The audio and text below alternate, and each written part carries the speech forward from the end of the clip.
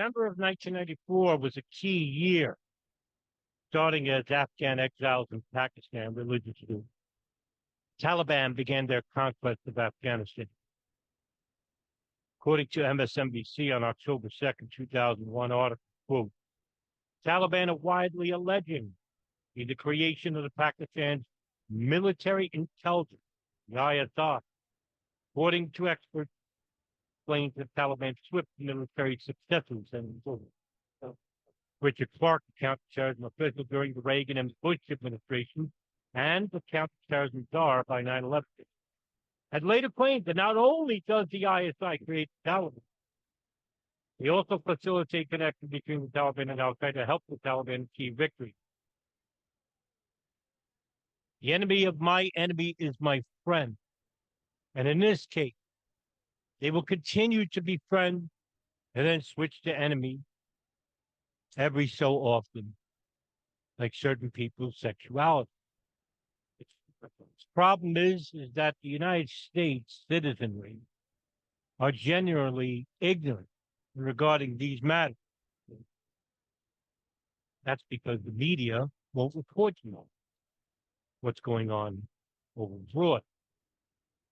In addition to the Wall Street Journal will state in November 2001, quote, despite their clean and chins and pressed uniforms, the ISI men are as deeply fundamentalist as any bearded fanatic.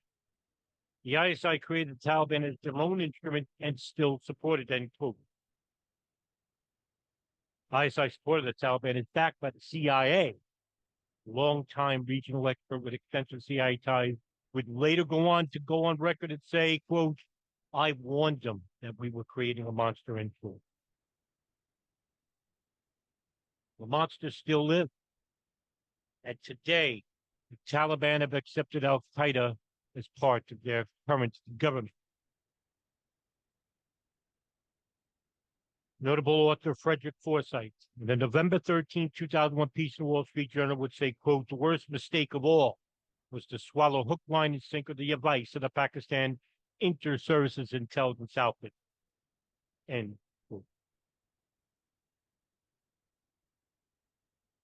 Pakistan is a valuable ally in the war on terror, allegedly, even though they helped to create the terrorism against India and vice versa. India and Pakistan are both without clean hands. But only as long as its intelligence service and military do not impose their own particular objectives on the goals of the campaign to fight terrorism, in which they miserably failed. Make sure that the first phase of the war on terror is brought to a successful conclusion, which it hasn't. Someone in Washington will need to explain that Pakistan, indeed, is no ally to the United States. Then again, neither are the CIA, who help to propagate and facilitate this monstrosity.